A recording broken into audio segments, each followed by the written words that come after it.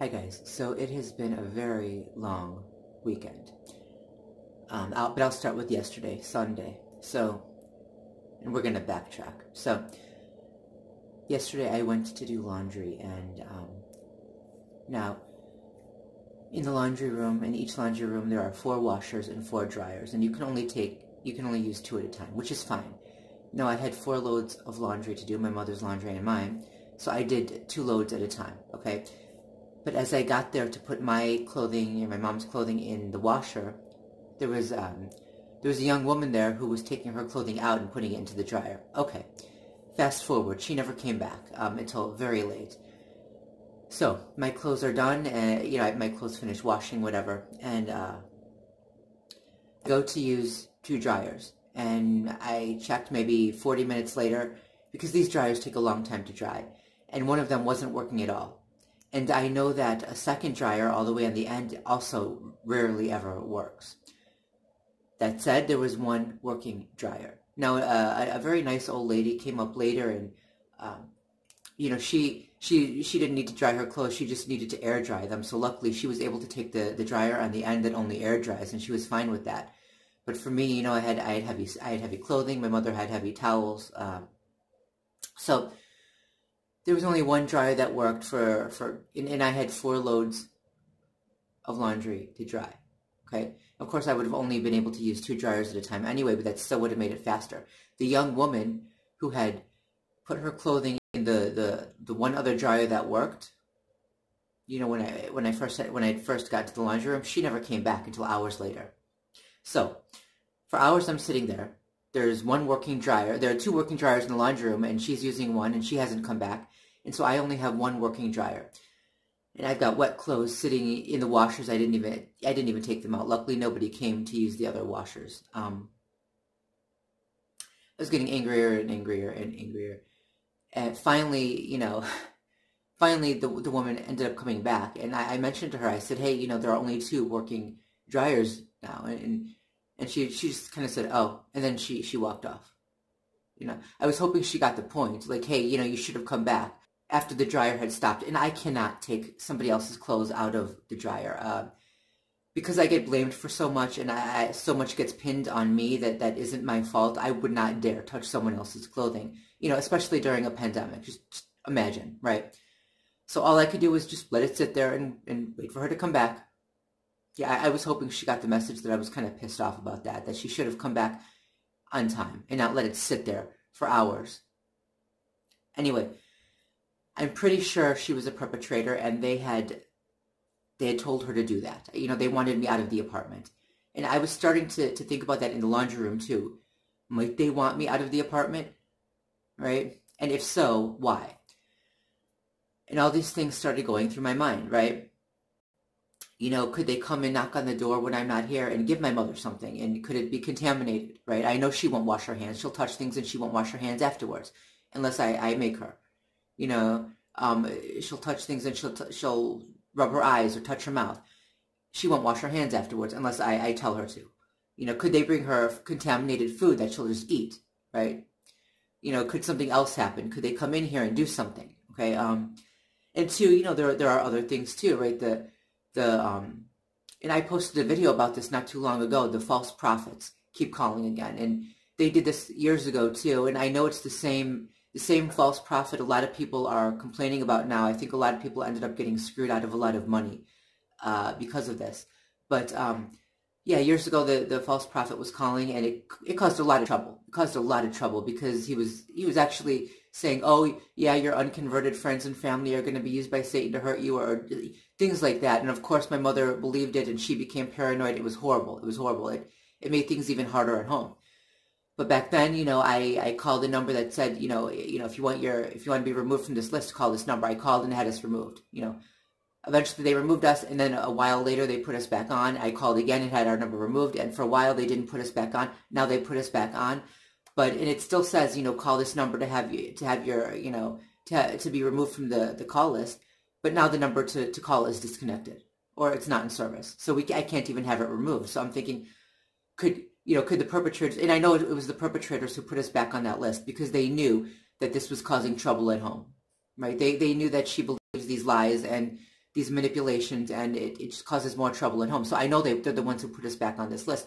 So I'm thinking, could they have these people call when I'm not here? Because when I'm here, I'll pick up the phone really quickly, or I'll let it go to the answering machine. But if I'm not here, could she pick it up and end up dealing with the charlatan again, right? The false prophet, thus creating more trouble at home. Well, as it turns out, so I got back, and the last time something like this happened, I got back and the door was actually unlocked. And so I was afraid someone had come in. This time I forgot my keys, so I came back and I knocked on the door to get in. And my mother opened the door, and I did hear her unlock it. So it had been locked. And what we do now is we keep a piece of duct tape over the door, from the door and the door frame. That way, because there's only one way in and out of this apartment. So that way, if someone does come in when we're not paying attention, that the seal on the tape will be broken, because obviously they can't reseal it when they leave. So like at night, for example, this is how we know that nobody has come in. The seal on the tape is not broken, right? If it's broken, someone came in. Anyway, I did hear her unlock the door, so it was locked when I got there, and she swears that the seal was not broken. The tape was on the door. I don't know if I can take her word on that. She gets things wrong a lot. She forgets things, she misinterprets things, she misunderstands things, and sometimes she'll just make up something in her head, whatever she wants to believe. So I don't know if the seal on the tape was broken or not. But I do know that when I got back, she was quite discombobulated. I walked in, and the first thing she said was, and she seemed very broken down, and she said, "You wouldn't believe what happened to me." And I was worried. I didn't know what could have happened, but she looked very upset. And then she said she lost her cell phone. I'm thinking, oh, okay, well, this happens all the time. But why is she so upset about it, right? We couldn't find it. And then finally I called her number, and there was a very faint, muffled ring from around her bed. And I'm thinking, okay, maybe she lost it in her sheets or something. I don't know. It turns out it was under her bed, at the very foot of the bed. There's literally no way it could get there. She's lost it in weird places before, but there's no way it could get there. I'm trying to think how she managed to do that, and I cannot come up with anything. And she'll come up with certain events that happened, but a lot of times she makes things up because she doesn't remember. So she makes it up as she goes along. So I don't know what happened when I was not here, but she had been upset. She was discombobulated. Her memory was bad. Something went wrong, very wrong, and I'm worried. Anyway, that was Sunday. That was yesterday. So what happened Friday and Saturday? Okay, Friday. I started thinking about something some of the other targets have said. I heard from, some other targets that maybe some of the perpetrators are actually ex-cons. They were let out of prison. I don't know if they got some kind of deal where they would get out early if they go along with this program. I don't know, but, they're ex-cons. So I'm thinking, you know what? I wonder if I can look up some of these perpetrators online and see if they have a criminal record.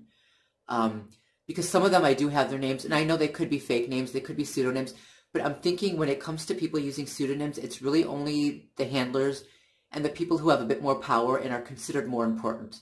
But the average lackeys, the perpetrators, they probably use their real names because they're not advised not to. They're not given legal help, changing their names, and nobody gives a damn about them, right? The people who hire them don't care about them, so they don't care if they get hurt or injured or killed by a target who's just driven to that point, right? So I started looking up some of the names to see if they had criminal record, and to do that, I didn't want that in my browser. You're going to do a person search. You don't want that in your browser. So I downloaded Tor, the search engine Tor, I think, whatever it is, to do the search. And a lot of websites, for people search, I just couldn't get onto. It was pretty useless. And eventually, when I was done, I just deleted Tor because that can be, pretty nasty, and you just don't want that on your computer anyway if you're a target, right? I mean, I think an average person, they might not have an issue with that, but we have to be careful. But anyway, what I did find was one of the perpetrators. So I know he's a perpetrator. I did find his name in there, and it was under one of the people search websites. and it listed his, possible, and I don't know like who was who because there were a bunch of people with his name. It listed possible friends and associates and whatnot, and one of the associates, one of the possible associates on there, I noticed because he was someone with the same name had subscribed to my channel, and so I looked this guy up, the same name, and it turns out he's working for some kind of mental health organization or business in downtown Chicago. Okay, so I'm thinking, well, could this be him? And I'm not saying that the person who subscribed to me is part of this. They could be setting him up too. But because that's just how this goes. It's one layer of misdirection after another. But yeah, it's weird. So I started doing more research on the perpetrator in this building, and I spoke about him a few days ago. He's the one who had a job that was canceled in the building, and he has no business being here, but he's still here. And I had gone down to get the mail, and he had looked at me, and then he had said something to a woman, and she whispered something to her, and she looked over at me, and that's the one I'm talking about. I'm not going to give his name. It's I will say this though, his name is German, or it's either German or it's German Jewish. It's one of the two.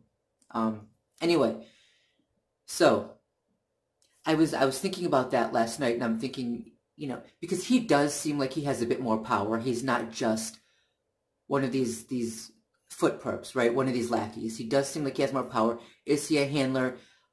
Is he, a corrupt psychologist? Because we know, professionals have always gone along with crimes against humanity, whether, Hitler's doctors during the Holocaust, the psychiatrists during, communism in East Germany when the Stasi was, using Zersetzung, tried to destroy anti-communists, first and foremost, by giving them false mental health diagnoses, and then having them locked in a mental institution. During MK Ultra, all these horrific experiments, including psychological, social experiments that were conducted on unwilling and unwitting American and Canadian citizens. There were businesses and hospitals and universities who all went along with that, including professional doctors. So who's to say that's not happening again? Ordinary people have always gone along with these horrific crimes, and unfortunately it appears as if they always will. They just never learn. So I was really thinking about that. Did I say, it wasn't last night, I'm sorry, it was on Friday night. I was thinking about that, and okay, so what happened Saturday? And I was thinking about the guy, who I know he's a perpetrator, and he's still here. He somehow found a way in, and he found an excuse to stay here. Okay, so what happened Saturday? Now, on Saturday, we had groceries to be delivered because now I can't go out to get groceries. Normally I would go out to get them. And so what they said was, this is getting harder and harder because now the building said that anytime groceries are delivered, when the groceries get there downstairs, people are going to take the groceries out of the bags and sanitize them and then put them back in the bags and bring them to us or have us come down and pick them up. Now, I've always sanitized the groceries, and I'm still going to do that because I don't trust them, obviously. I'm still going to sanitize the groceries when they come back up anyway. But this just means that more people from the building and more of the perpetrators who are planted here now, and they're infesting like vermin, they'll be able to get at our groceries and tamper with whatever they want before we can even touch anything. So, we can't even have safe food now, because normally I would go to the store and some things for my mother, I would just have to get, because she is very picky as to what she'll eat, and, it's a miserable situation to be in, because in a situation like this, you really have to be spontaneous. You can't get the same thing every time, because if they know what you're going to get, they're going to tamper with it before you get there. But if you're spontaneous and get something they don't expect you to get, there's less of a chance that they can do that. But with my mother, because she's so picky and there's so many things she won't eat, I can't be spontaneous. I just have to get her the same thing over and over again, so I always worry that they're going to tamper with it. It's just one extra misery that I have to deal with. Just one extra thing that makes this a hell of a lot harder. So, so with her food, I make, I take extra care to sanitize the casing extra carefully, to always heat it up before she eats it. Even if it's supposed to be eaten cold, it doesn't matter. I'll heat it up to destroy whatever viruses and bacteria might be in there. But okay, anyway, now we have I can't do that. I heat it up, of course, and I sanitize. but we can't be, we can't be sure that nobody else has tampered with the food anymore because someone is going to touch it and go through it before it gets to us. Okay, so the food was delivered Saturday, and I got a call from, well, first of all, no, first I called downstairs to let them know that our food was going to be delivered. And the person who answered, it was that guy. Now, he does not work at the front desk. He has never worked at the front desk. I have never seen him or heard him work at the front desk. But Saturday, when I answered the phone, he was at the front desk. He's the one who answered. And I had told my mother that I was going to call down. Phone's ringing now. I had told my mother that I was going to call down, like maybe 10 minutes before I called. So that would have given him time to get down there and pick up. He said, hello, this is, so-and-so. I'm not going to give his name. And I'm thinking, fabulous. I knew it was him. Same guy. Anyway, so I told him, I said, yeah, so we're going to have a food delivery. And he said, okay, fine. Maybe 20 minutes later, he called back and said, your food is here. So when I got down, there were other people waiting there. And I saw outside that, not outside, but in the little, in the room. So I saw in the outer lobby, people were sanitizing the food and other people were waiting for the food, but our food had already been done. So they had dealt with it before I even got there, so I couldn't see what had happened to it. And of course, the guy was there. He was sitting at the front desk. They sent him down there just to be present in my life for that time, to show me, hey, we're still here. Because the day before, I had been researching him and contemplating on whether he was a handler and on and on and on. And it was really bothering me. So of course, the next day they would implant him in my life just to say, hey, we're here, just to screw with me. Just, it's an in-your-face type of thing with these sick, filthy, psychopathic animals and human flesh. It's an in-your-face type of deal. Okay, so they gave me the food. I took it back up in a cart because we had ordered quite a bit, because we don't order a lot. So when we order it, we order quite a bit. And when I brought when I brought the cart back down, he wasn't there. He wasn't there anymore. The normal door people were there. So he had only been down there for a few minutes for the sake of creating distress for me. It was just part of the psyop.